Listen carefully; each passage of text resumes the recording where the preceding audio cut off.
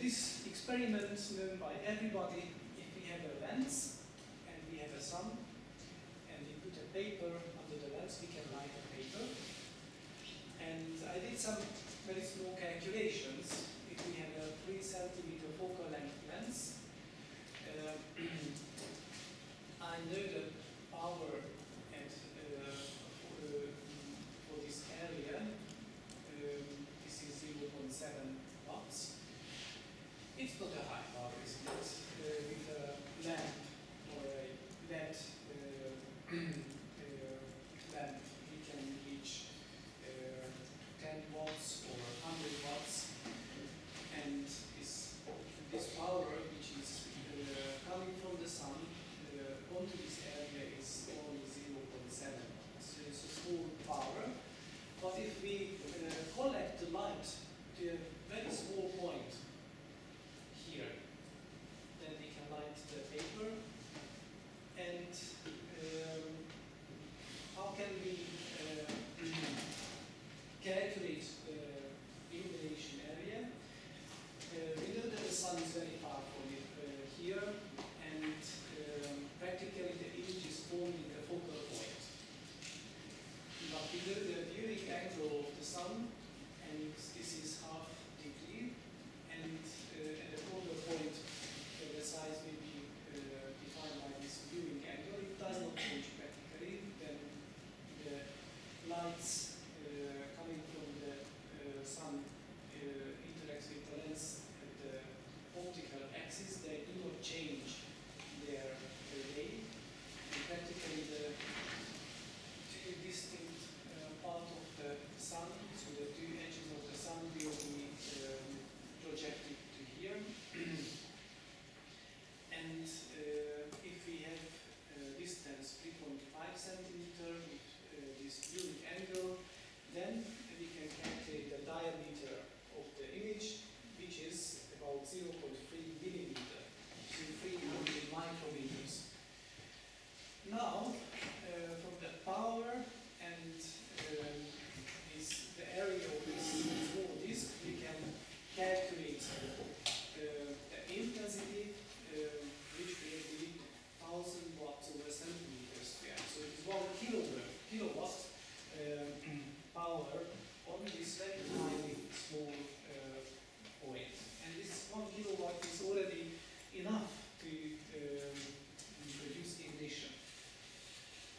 So what happens if we focus lasers with lenses? It's a bit different than focusing the light of sun, because lasers, nice lasers, have a Gaussian spatial distribution. This is described by this formula. In the exponent you have the distance from the center. This is denoted by r, and it is divided by the square of the beam radius, or the beam base, which is denoted by W0. So this gives practically the profile.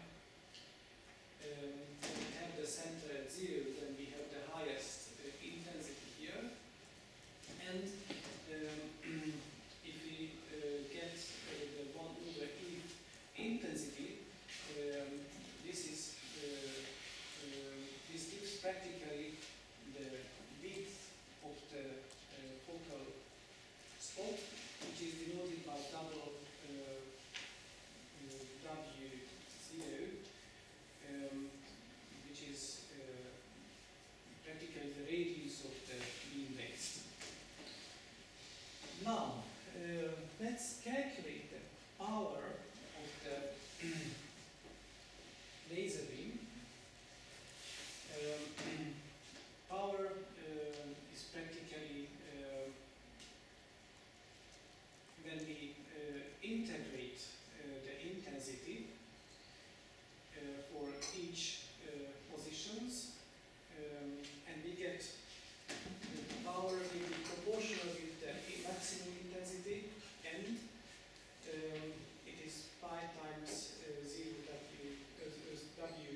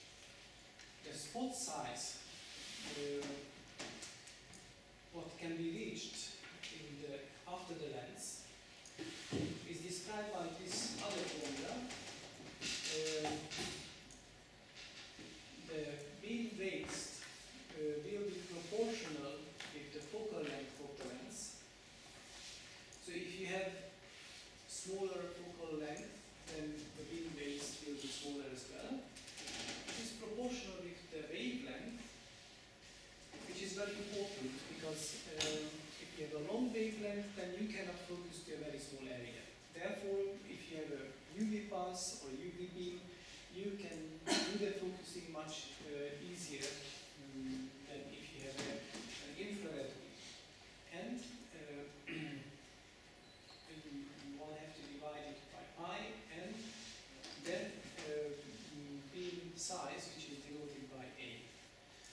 So if we illuminate the lens only to a very small region, then we have a larger focal radius. But if you use the full aperture of the lens, then you can have a smaller spot in the focal point. It is very similar to the numerical aperture of the microscopes. If you use microscope, you know that good resolution can be produced by a high numerical aperture imaging, which means that the lens is illuminated across the whole aperture. In that case, it's very similar. You can, this is practically the opposite, you can produce very small, tiny spot if the lens is illuminated across the whole aperture. So using this equation, then we can calculate the power density or the intensity when we have a laser. A bit higher power of laser, but it is still hand size, which has 0.15 watts, so 150 milliwatts, is already enough to light the same paper. The aperture was 1 millimeter, so the beam size was beam diameter, sorry, was 1 millimeter. The focal length of this lens was 10 centimeters. The wavelength is 532 nanometers, so it is a frequency doubled neodymium laser. So if we use the previous equation, we can calculate the size of the focal, in the focal point. It is only 34 micrometer. If you remember, in the case of sunshine, we had 300 micrometers, so 10 times higher. And just the power is the double than the sunlight, but as we can have a much shorter or smaller spot size, then the intensity will be much higher. If you remember, there was 1 kilowatt in the case of sunlight, and here we have 16 kilowatt over centimeter square. So 16 times higher can be reached with a hand-on laser. And practically what we do, it's a kind of laser material interaction, and it is burning, so it is chemistry as well. So not only physical interaction, but chemical interactions happen, and heat is released from the laser, and also from the chemical reaction, which is burning. When oxygen interacts with the carbon of the paper, then it releases heat, so it's an accelerating processing. So usually, if you want to produce an efficient processing by lasers, you can combine chemistry and laser energy. But not only the power density matters. So if we go back a bit to our studies, we know that if we have a material and if we have a light source, then the intensity in the material decreases according to the Lambert-Beer's law. This is here is the Lambert-Beer law, which says that the light intensity exponentially decreases as the material becomes thicker and thicker. To have an effect, you need a strong absorber. If I would put here a glass plate, nothing would happen, because the glass does not absorb this green light. But as I put black paper paper absorbs well this light, and therefore the temperature can be increased. Usually, the absorption is described by the length of the absorption. This is the absorption penetration depth. If we get the intensity value where the intensity drops to the 1/eth part of the original intensity, it's 1/2.71, it's practically here. This length we regard the absorption penetration depth, and we see most of the light is absorbed in this area, in this depth. And this gives a possibility to define the volumetric intensity, which takes into account the intensity of the laser and the absorption of the material. So practically, if we multiply the intensity with the absorption coefficient, we get a kind of intensity, the so-called volumetric intensity, which is an effective intensity. In case of glass, this is small because the absorption coefficient is low. In case of black paper, this absorption coefficient is high and the intensity is given, so that this volumetric intensity becomes high. If we want to see how this volumetric intensity looks like, then we have the energy of the laser, which is emitted during a time duration, and we divide it by the area which is interacts with the laser beam. This is the focal depth, and here's the time duration. So practically, this is the definition of the intensity. And if we multiply with the absorption coefficient, this is a kind of mathematics. If we divide 1 by the 1/a alpha absorption penetration depth, then we get the absorption coefficient, practically this one. Then we see that here, that is the depth, here's the area, depth times the area gives the volume. Therefore, I call this quantity as volumetric intensity. So if the volumetric intensity is high, we can manipulate or process the material. If the volumetric intensity is low, then we cannot. And this also gives some hint about the basics of laser silicon. Now, as we turn to another type of topic, I'd like to ask you if you have any questions. Yes? Regarding the classification of the table, for the electronia, where we can consider this type of laser in that classification? Sorry, could you? For the electronia laser. Erbium laser, yes. Erbium laser is a pulse laser. It's a solid state laser and can emit even joule energy pulses in nanoseconds. So this is a high power laser. And therefore, care should be taken when we work with a kind of erbium laser. So let's move to the next part of my talk, that is the laser safety. And yes, you have it. Could you repeat how does work the excimer laser? So the excimer laser had a cavity. Nowadays it is done from ceramics. From the previous time it was done from polymers. There are some aggressive gases, especially the chlorine or fluorine. So this cavity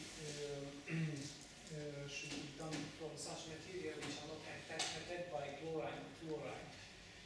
And here is, for example, if we put xenon and chlorine and usually put some helium as a buffer gas, and it is closed by a transparent window, then two electrodes are positioned on the top and the bottom, and here high voltage pulses are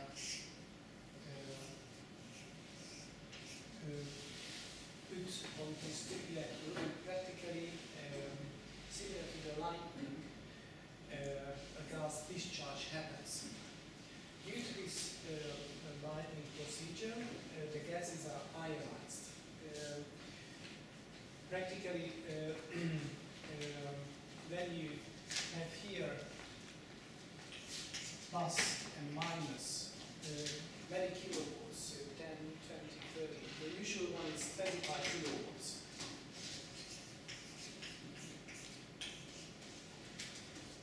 And then electrons, the free electrons will be accelerated towards the plus electrode, and the positive ions will be accelerated to the minus electrode, and during the acceleration they will meet atoms or other ions, and due to the collisions they will ionize each other.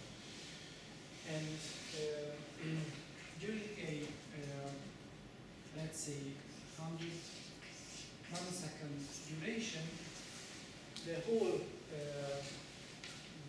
gas volume will be ionized to a high percentage. And when you have ions of noble gas and halide, so in case this is fluorine, then they form this excited molecule. And this excited molecule is an unstable molecule. And if we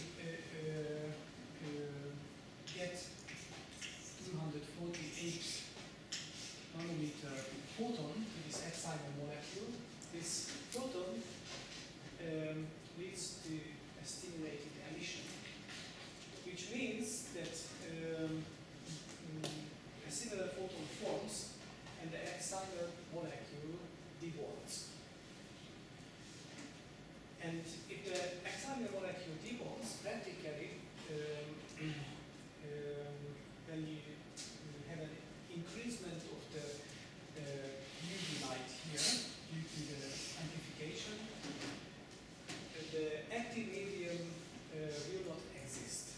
And this gives the possibility for the short pulses, because practically the active medium in a let's say helium laser system lives constantly, but here, due to the excitation and stimulated emission, the active medium will be destroyed. And if you have no more active medium, then the pulse will not continue. So therefore, these systems are usually can produce 10, 15 nanosecond long pulses. Was it okay? Yeah. So let me continue with laser synthetic, and we have everybody has two eyes. Hopefully, some people not, but those we have, we are very happy because most of the information we gather from our surroundings through vision, and this is the structure of eye, and here is a lens system which consists of the upper cornea, which is already gives some dioptry, and here is the lens which can change the form by the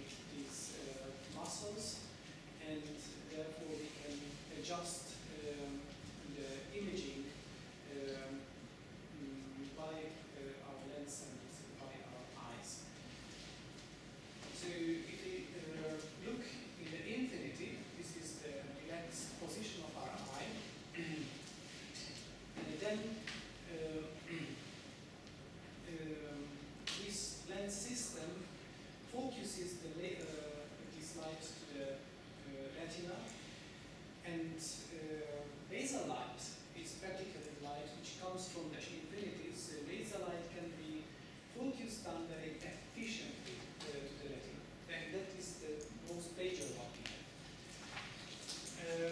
So the power density, which is important and which makes the material transformation, can be increased by the focusing of the lens of the eye by 100,000 times.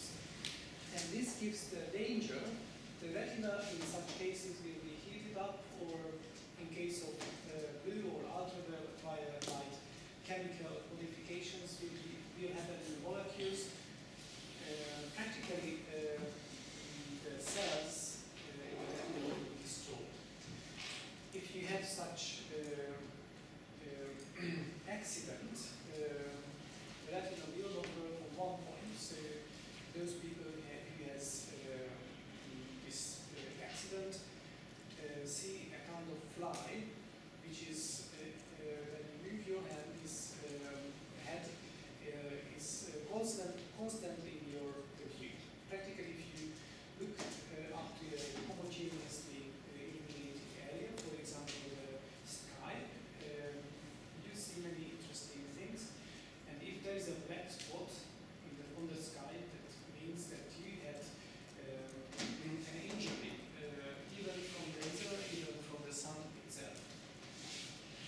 So, injury can be produced in the retina, and in case of serious injury, the retina can be detached.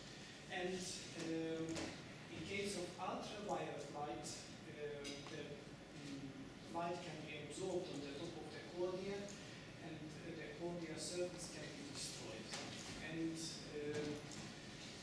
these are really serious injuries. Let me turn to another part of our body, that is the skin. Not the eye hit by the laser, but other parts. First, this is the skin protects our body. This is the outer region of the body. And it is nice to see the transmission capability of the skin for the various wavelengths. Our eye is in danger because practically our lens is transparent for a wide wavelength range from the blue to the infrared. This is because we use this system of vision. But our skin is not transparent, and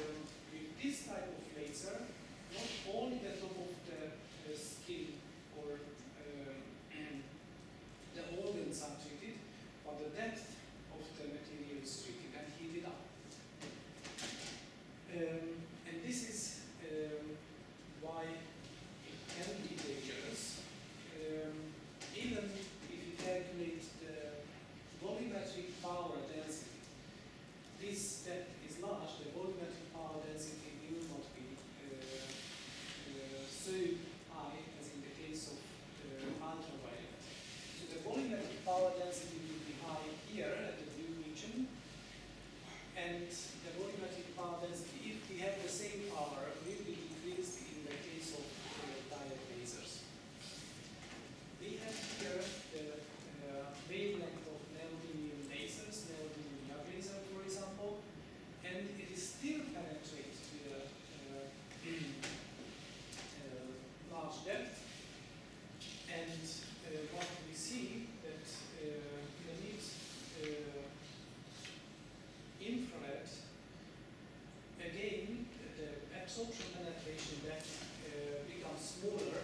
This is the wavelength of carbon dioxide laser, and is practically absorbed on the top. So the effect of the ultraviolet and the carbon dioxide laser light is very similar. There is one difference. Here, this 200 nanometer light cuts the molecule. This one is only heats up. This is according to the vibration of the water molecule. So this is practically efficient heating up of the water. So what is the effects of the laser lights? In the case of 200 and 280 nanometer, this is photokeratosis, which means the molecules are practically destroyed. The effect of the skin, what we observe is kind of sunburn, and these molecules exchange. The molecular structure can cause skin cancer, so with ultraviolet light, one should be very careful. When we go to ultraviolet, the effect is same on the eye, and it causes accelerated skin aging and increased pigmentation.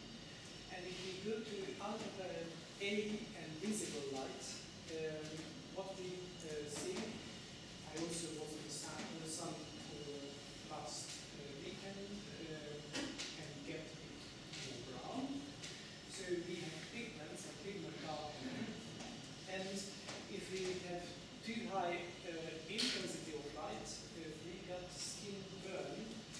And the skin burn follows also to infrared regions. Practically, if we increase temperature to high values, this gives a kind of burning effect. And also in the infrared, the cornea can burn, and this is due to the absorption of water. So with infrared and ultraviolet light, one has to be very careful because we do not see these radiations. And practically what laser companies do for such lasers, they use an extra laser like this red laser, which operates simultaneously with the ultraviolet and the other one, infrared. So when the laser is on, we see a kind of light which we see with our eyes. So just very quickly, because time is running quickly, laser classes are defined from not too dangerous to very dangerous lasers, and these are 1 and 2, 2 and 3R and 3B classes, laser classes. And this is practically how the laser power density is increased on the skin or at the eye. And the danger is marked with different levels. Also, this laser has one, and the other laser has one. I just need you to look at it. And what you can do when you use lasers for dental, medical, or other purposes, please look at these levels. And you can read the wavelength and the output, and you see the class of the laser product. And if you just look at the internet, you will find easily the description of these laser products, and you can take care of yourself and the other people. How to take care? The most important message: do not look the laser light directly. And protect yourself, and also if you will be a doctor, some of you will be a doctor, your patient as well. So I have a question to you: who is better protected? Darth Vader or Luke Skywalker? Vader. Vader. Vader. Yes. He wears glasses. Always. With laser swords, it will not be blinded. But Luke Skywalker is a bit underwear because he does not wear glasses, and if this would be a real laser, it will be blinded immediately. Okay, so I got to the next topic, which I will pass quite quickly because I think I was already speaking many things about laser and material interaction. If we have a light, this interacts the material, part of it will be reflected, then what the work, it does the work absorb light. Also we have to speak about scattering, and the transmitted light is lost. And if we increase the intensity of the laser, we can produce heat, and if we have a higher intensity, then the material can melt, vaporize, and especially at pulsed lasers, plasma can be formed, or if we put into a chemically active environment, then we can produce oxidation or reduction depending on the active medium. Let's say it is a gas or a liquid. We can synthesize materials and etch materials, and the result of etching combined with vaporization is much better than when we use only the physical change. And if we form plasma, we can introduce reactive plasma chemistry, which is an interesting research field. Also, when we increase the intensity, we have to take care about the wavelength of the laser, because depending on the photon energy, with ultraviolet pulses, we can use photolytic reactions, which is results the changing of chemical conformation and thermal reactions altogether. So, materials can be efficiently produced if we have high energy. Usually, in case of carbon dioxide lasers, we have huge energy which can be put into the active medium of this laser. So this is the carbon dioxide gas, and with such laser we can burn materials, and we can even drill holes, so melt and evaporate iron. And if we use some pressurized oxidizing gas, for example oxygen, we can drill large holes in iron, some centimeter thick iron plates can be drilled with such lasers. And interestingly, we can drill also glass, because glass is absorbing at that wavelength. So how can we process efficiently by small energy lasers like ion lasers or dye lasers or diode lasers? If we decrease the area by efficient focusing, on a very small area we can produce high power density or intensity, and we can evaporate even tungsten.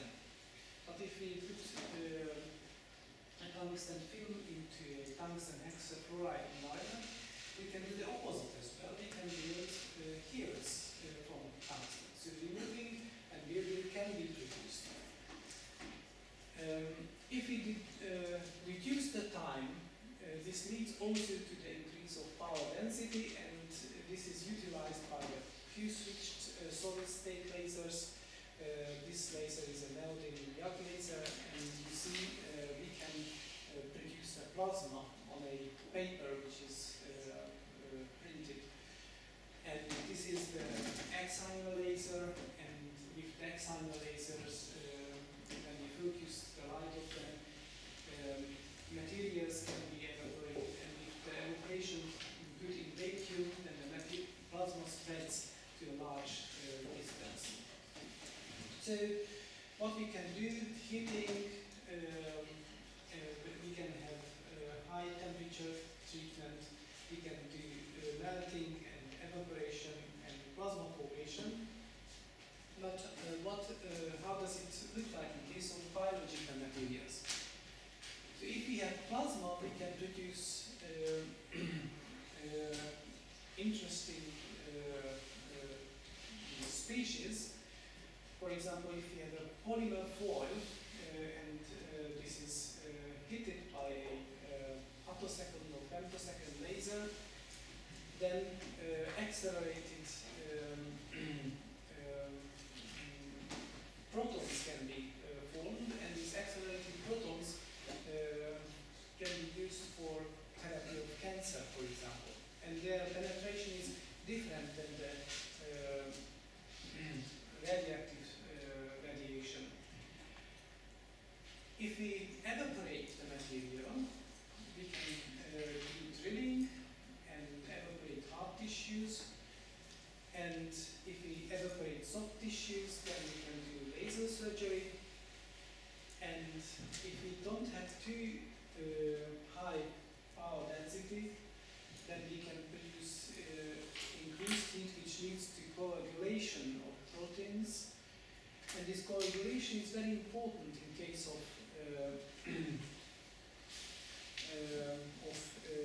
laser surgery, because with lasers like carbon dioxide laser, you can do the evaporation and the surrounding tissues will coagulate and close the blood vessels, the smallest one at least, and therefore the bleeding will be excluded, and such tissues where you have the possibility of bleeding, then these tissues can be nicely cut by lasers. And there is a great possibility for local heating of tumors and treatment of skin diseases, also in the oral cavity, and treatment of allergic reactions of mucosa. Also in the selective heat treatment and coagulation, dentists like to use diode lasers. They can partially coagulate inflamed mucosa and do some gingival treatments. And the most interesting, which is not well understood now, the process of wound healing for low power treatment. This is low level light therapy, and it is started to use many areas. Practically the red laser light is like the most, and if you remember that red laser penetrates quite deep into the skin, so it has not much effect. It does not heat up even 1 centigrade the skin, but it has an effect on the wound healing. We have done also some experiments with cells, and we observed that cell migration will be increased when we use kind of low-level light therapy. But let me turn to the final part of my lecture. I will give you some examples where lasers can be used in dentistry. So here we have teeth, and we practically see the crown and the neck in normal situations, but below the gingiva we have the roots.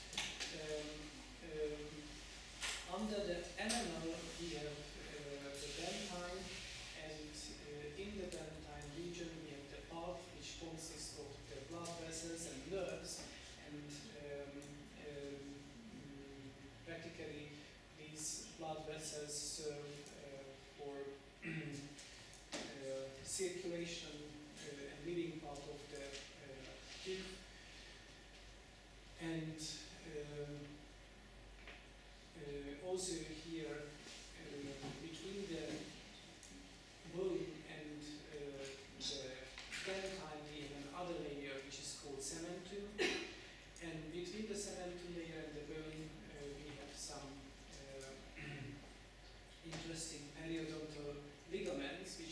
soft materials and have very big effect on damping of the forces. So you see here these periodontal ligaments, cementum layer, dentine layer, and enamel layer, and all of them mineralized, mostly mineralized. The enamel is practically a non-living material. The enamel prisms consist of hydroxyapatite, which is a calcium and phosphor containing material. The dentine also contains calcium phosphates, but also organic matrix material, which are mostly collagen and proteoglycans, and most importantly water, and the cementum, which covers the dentin of the root. It's produced by cementoblast, and its composition is close to